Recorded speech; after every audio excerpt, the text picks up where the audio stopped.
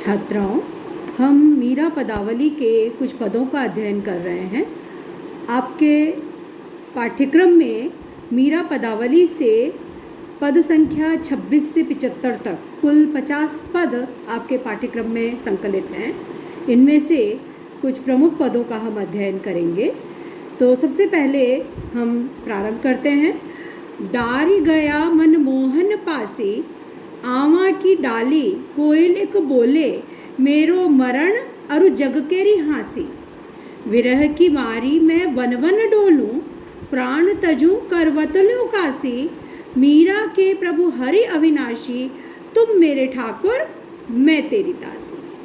तो एक अनन्य जो जुड़ाव है प्रभु से, कृष्ण से, उसे मीरा स्थापित करती है। मीरा की कृष्ण के प्रति अनन्य प्रेम की, एक निष्ठ प्रेम की जो भावना है, वो भावना इतनी सच्ची है कि वो अपनी पूरी सच्चाई के साथ, सहजता के साथ, निश्चलता के साथ प्रवाहित होती है, बह चलती है। अनुभूतियाँ हैं, वो अनुभूतियाँ सहज सरल भाषा में सीधे पाठकों के हृदय तक पहुँचती है। उन अनुभूतियों की सीधी, सच्ची, सहज, सरल अभिव्यक्ति हम मीरा के पदों में पाते हैं, जहाँ उन्हें किसी तरह के अलंकारों की आवश्यकता नहीं होती, किसी तरह की बनावट की आवश्यकता नहीं होती, क्योंकि वहाँ तो हृदय के निश्चल भाव हैं। वो उसी प्रकार से निश्चलता से अभिव्यक्ति पाते हैं। तो यहाँ पर इस पद में मीरा, तुम मेरे ठाकुर मैं तेरी दासी, तुम मेरे ठाकुर हो और मैं तुम्हारी दासी हूँ, कहकर कृष्ण के प्रति पूर्ण समर्पण, एकनिष्ठ भाव और इसके साथ ही एक प्रेम का जो अधिकार है उनका, उसका भाव वो स्थापित कर देती हैं। डारी गया मन मोहन पासी, मन को मोहने वाला वह कृष्ण मुझ पर ऐसा पाश डाल गया, प्रेम का पाश डाल गया। आवा की डाली कोयलिक बोले, ऐसा प्रेम का पाश डाल गया, मैं इस प्रकार से उनके प्रेम के वशीभूत हूँ कि अब मेरी स्थिति क्या है। आवा की डाली कोयलिक बोले, आम की डाली पर कोयल एक बोलती है, एक कोयल है वह बोलती है।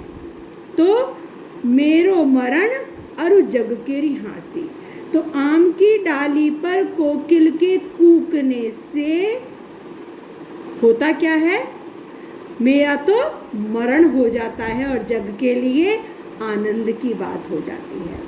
कोकिल का बोलना मधुर है, सबको प्रिय लगता है, लेकिन मीरा जो कि विरह में जी रही है, ऐसे में कोकिल की वह मीठी वाणी उसके विरह को और अधिक बढ़ा देती है।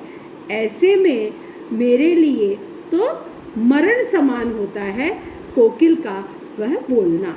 विरह की मारी मैं वन वन डोलूं, मेरी ऐसी दशा हो रही है कृष्ण के विरह में कि विरह की मारी मैं वन वन डोलती रहती हूँ।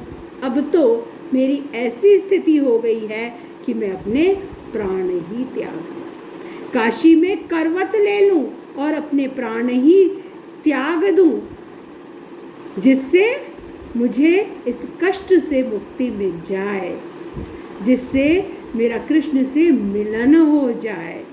मीरा के प्रभु हरि अविनाशी, तुम मेरे ठाकुर मैं तेरी दासी। मीरा के प्रभु तो वही हरि हैं जो कि अविनाशी हैं। तो मीरा के प्रभु तो वही अविनाशी भगवान कृष्ण हैं। हे प्रभु, तुम मेरे ठाकुर हो, तुम मेरे स्वामी हो, मेरे भगवान हो, मेरे प्रभु हो, और मैं तुम्हारे प्रति पूर्णतः समर्पित तुम्हारी दासी हूँ। तो यहाँ पर मीरा का कृष्ण के प्रति एकनिष्ठ और अनन्य प्रेम भाव है, वह अभिव्यक्त हो रहा है। निश्चल प्रेम है, वह अनुभूतिमय वाणी में मानो बह निकलता है। और कृष्ण प्रेम के वशीभूत होकर उस विरह भावना से ओतप्रोत मीरा किस प्रकार से कष्ट पा रही है, किस प्रकार से कोकिल की मधुर वाणी भी उसे कष्टकर प्रतीत होती है, उसकी अभिव्यक्ति है।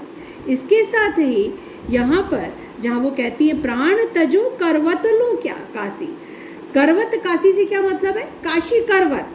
ये एक कहा जाता है कि काशी में काशी करवत नामक एक स्थान है जहाँ कुएं में आरा लगा हुआ है और प्राचीन काल में लोग मुक्ति की प्राप्ति के लिए या अपनी कामना की पूर्ति के लिए मान्यता मानकर आरे पर गिरकर प्राण दे देते थे। तो मीरा ने अपने पदों में स्थान स्थान पर उस काशी करवत का प्रयोग किया है कि मैं भी वहाँ जाकर अपने प्राण दे दूंगी जिससे कृष्ण से मेरा मिलन हो सके, जिससे मुझे इन कष्टों से मुक्ति मिल सके, जिससे मेरा अपने प्रभु से मिलन हो सके। तो वो काशी करवत की चर्चा बार बार करती हैं। तो एक वह स्थान काशी करवत, काशी में एक स्थान है जहाँ कुएं में आरा लगा हुआ है, जिस पर पुण्य प्राप्ति के लिए या मोक्ष की प्राप्ति के लिए लोग अपनी कामना मानकर, मान्यता मान करके और आरे पर गिरकर प्राण त्याग देते थे। ये परंपरा रही है और अंग्रेजों के शासन काल में इस कुएं को फिर बंद करवा दिया गया था, ऐसा माना जाता है, कहा जाता है। तो आपको काशी करवत पर भी एक टिप्पणी करनी होगी, ये आप ध्यान रखिएगा। तो यहाँ पर उस काशी करवत का भी उल्लेख करते हुए मीरा कृष्ण प्रेम में लीन, कृष्ण भक्ति में लीन अपने प्राण त्यागने की बात भी कह देती है। तो कृष्ण के प्रति जो अनन्य प्रेम का भाव है वो यहाँ अभिव्यक्त हुआ है। मीरा में अनुभूति प्रवणता है और उस अनुभूति प्रवणता को अभिव्यक्त देते हुए डॉक्टर शंभू सिंह मनोहर ने लिखा है कि मीरा के पद निश्चल प्रेम पीड़ा की ऐसी ऋचाएं हैं जिनमें कल्पना का कृत्रिम कला विलास न होकर अनुभूति का सच्चा आवेग है। डॉक्टर शंभू सिंह मनोहर कहते हैं, मैं एक बार फिर से दोहराती हूँ कि मीरा के पद निश्चल प्रेम पीड़ा की ऐसी ऋचाएं हैं जिनमें कल्पना का कृत्रिम कला विलास न होकर अनुभूति का सच्चा आवेग है। ये डॉक्टर शंभू सिंह मनोहर द्वारा मीरा की जो अनुभूति प्रवणता है मीरा के काव्य में, उसके संबंध में टिप्पणी की गई है। इसे भी आप प्रयोग कर सकते हैं अपनी व्याख्या को समझाने के लिए।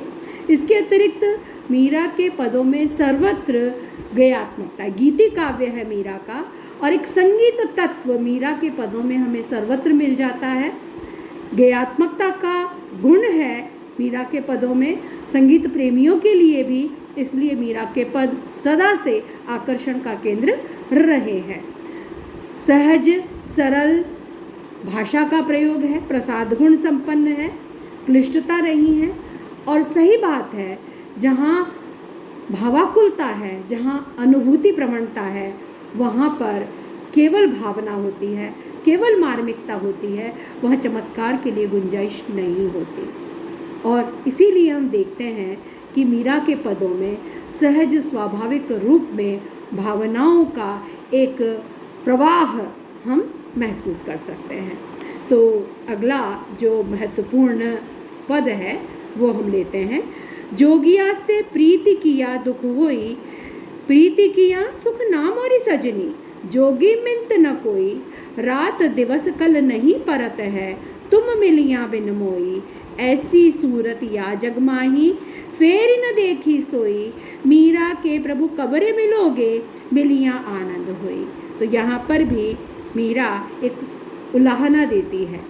तीव्र विरहानुभूति से भर करके मधुरा भाव की भक्ति है मीरा की, कृष्ण को अपना पति मानती थी। तो यहाँ पर उस विरह की अधिकता के कारण वो उलाहना देती हैं और ये भी एक शैली है प्रेम प्रकट करने की। यहाँ पर भी कृष्ण के प्रति एक निष्ठ और अनन्य प्रेम भाव है, वही अभिव्यक्त हो रहा है। तो जोगिया वह कृष्ण ऐसा है, उससे प्रेम करने से तो दुख ही होता है। प्रीत किया सुख नाम और सजनी, हे मेरी सखी, प्रेम करने में किसी को सुख नहीं मिला है। जोगी मित्र न कोई, जोगी किसी का भी मित्र नहीं है। रात दिवस कल ना ही परत है, प्रेम करके क्या हो रहा है, रात दिन मुझे चैन नहीं मिलता है। तुम मिलिया बिन मोई, हे कृष्ण तुमसे मिले बिना मुझे दिन रात चैन ही नहीं मिल पाता है, एक पल भी चैन नहीं मिलता है। ऐसी सूरत या जग माही फेर न देखी सोई, और इस जग में जैसी मेरी यह दशा हो रही है फिर किसी ने नहीं देखी। ऐसी स्थिति और किसी की कभी देखी ही नहीं। मीरा के प्रभु कबरे मिलोगे मिलिया आनंद होई, और मीरा के प्रभु हे कृष्ण आप मीरा से कब मिलेंगे, क्योंकि मिलने पर ही उसे आनंद प्राप्त हो सकेगा। तो यहाँ पर भी जो सहज और सरल, वही सहज सरल भाषा शैली है। आपको विशेष जो भी बातें ऊपर पद में बताई गई हैं वो सब आप यहाँ पर भी जोड़ सकते हैं। उसी प्रकार से एक और बात की तरफ मैं आपका ध्यान दिलाना चाहूँगी। देखिए, ऐसी सूरत, ऐसी पे मात्राएं लगाई गई हैं, ये गुजरात की शैली है। मीरा राजस्थान, ब्रज प्रदेश और गुजरात तीनों स्थानों पर रही हैं, और इसलिए मीरा की भाषा पर भी हम तीनों का प्रभाव देख पाते हैं। राजस्थानी का प्रभाव भी है, ब्रज भाषा भी है, और गुजराती का प्रभाव भी दिखाई दे जाता है। तो ये ऐसे प्रयोग आप अलग अलग स्थानों पे देखेंगे। ये आनंद, आनंद नहीं आनंद, ये भी प्रयोग गुजरात का है, वहाँ इस प्रकार का प्रयोग मिल जाता है। इसी तरह से ऐसी, ये भी मीरा के पदों में हमें स्थान स्थान पर मिलेगा। तो मीरा के 2 पद हमने आज इस वीडियो में कर लिए हैं। इसके पश्चात हम और आगे देखते हैं। एक पद और आज ले लेते हैं हम इसी वीडियो के अंतर्गत। ये मीरा का एक बहुत प्रसिद्ध पद है। हेरी मैं तो दर्द दीवानी होई, दर्द न जाने मेरो कोई, घायल की गति घायल जाने की जन लाई होई, जौहरी की गति जौहरी जाने की जिन जौहर होई, सूली ऊपर सेज हमारी सोवण किस विध होई, गगन मंडल पे सेज पिया की किस विध मिलना होई, दर्द की मारी वन वन डोलूं वैद्य मिला नहीं कोई, मीरा की प्रभु पीर मिटेगी जद वैद्य सांवरिया हुई। तो यहाँ भी मीरा अपनी पीड़ा को अभिव्यक्त करते हुए कहती है कि जो पीड़ित है वही उस कष्ट को जानता है, या जिसके कारण वो पीड़ा है वही उस कष्ट को समझ सकता है।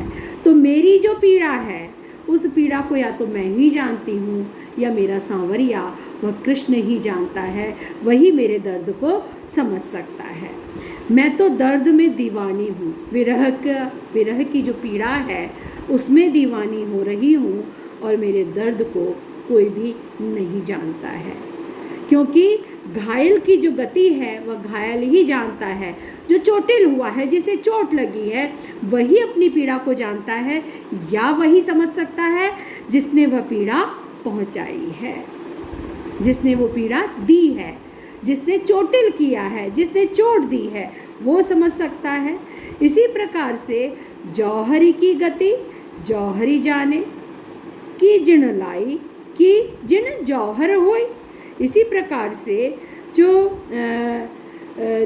जौहरी है, रत्नों का व्यापारी है, वो ही स्वयं जौहर से, जो स्वयं जौहर हो वही उन रत्नों को समझ सकता है, उन गुणों को समझ सकता है, या जो स्वयं गुणमय हो, जौहर हो, गुणों से युक्त हो, वह समझ सकता है, या जो स्वयं जौहर है, जो गुणवान है, जो रत्न है, वह उसे अपने महत्व को समझ सकता है, अपने मूल्य को समझ सकता है।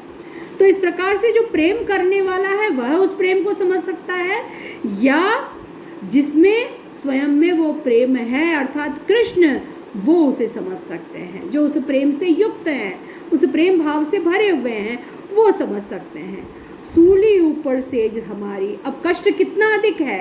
सूली ऊपर सेज हमारी सोवणा किस विधि होई, मेरी सेज तो सूली पर लगी हुई है, बहुत ऊंची है, सूली पर है, और सोवना किस विध हुई, उस पर कैसे सोया जा सकता है। गगन मंडल पे से सूली ऊपर सेज हमारी, सोवना किस विधि हुई।